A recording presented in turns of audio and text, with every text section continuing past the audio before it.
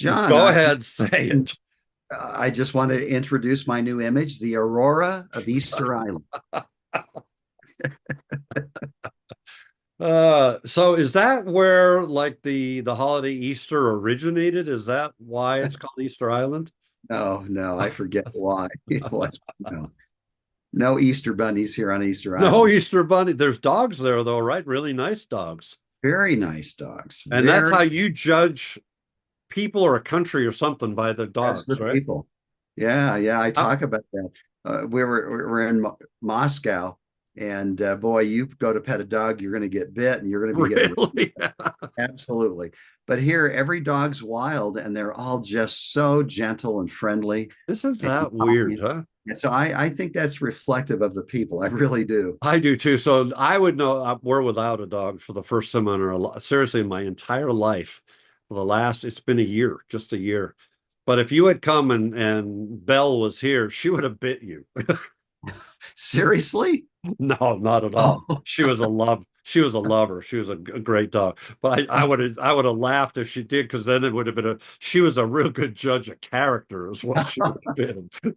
Get him out of here. I've never ceased to be amazed at how dogs just want people's affection and attention.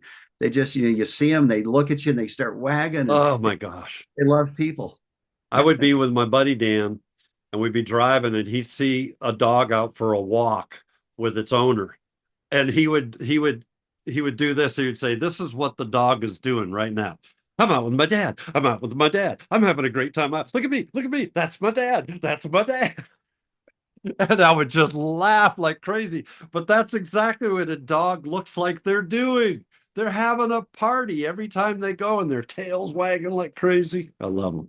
So. Yeah, they're the Hey, best. Easter Island. So when you went to Easter Island, or when you go to the Faroe Islands, or I take you to the Alabama Hills, the first time I took you there, how do you prepare when you go to a new location? What a nice setup, John. Well, some may already know my answer. And again, it kind of goes against what most people think they should do, but I do nothing. Yeah, I mean, I do not literally nothing. literally. Yeah. I do not look at the book of photos from the Alabama hills. I don't look, I never buy a guidebook. I hate guidebooks. I want to go there with a blank slate. When I went to Ukraine, I didn't do any research. I wanted to see it fresh with no expectations, not walking around thinking, oh, I'm looking for that thing I saw in the guidebook.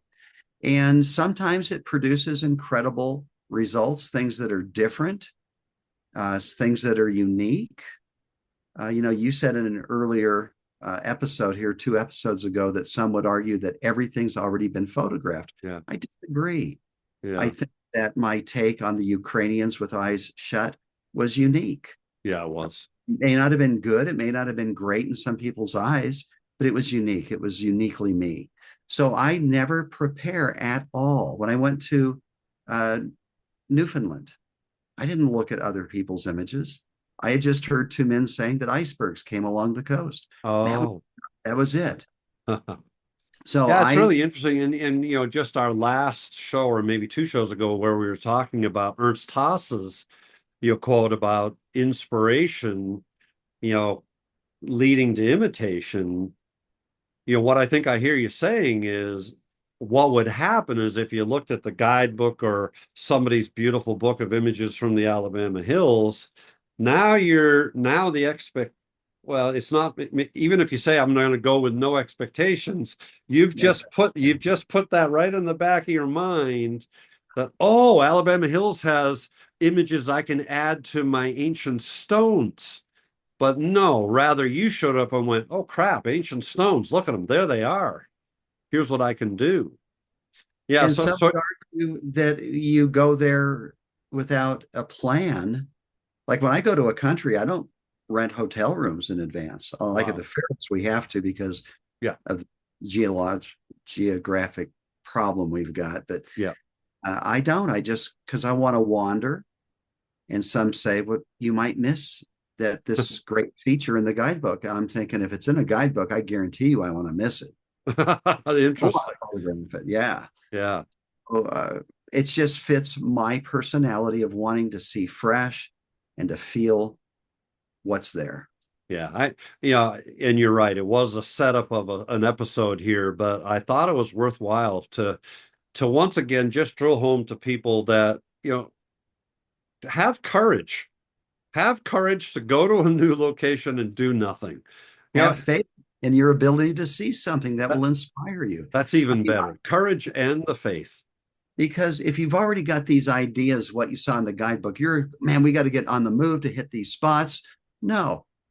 When I went to Iceland, I spent 3 weeks just traveling the ring, Yeah. looking for something. And did I hit the iconic spots? I actually did hit one iconic spot, didn't know it was an iconic spot, did the image, and everybody's going, oh, that's the so and so. And, I was okay with it because I saw it for myself. I wasn't seeking it out. That goes back to another thing I've stolen from you that I love is it's honest work at that point. Even though it's in the guidebook, even though other people, but you honestly found it on your own. There was nothing to lead you to it. You didn't look at a picture of it. And to me, that's a winner. Honest work is what we're after here. And I can feel proud of it. Yeah. Yeah. Good. All right. A nice short one so people can write us and tell us how wonderful we are because we have short videos.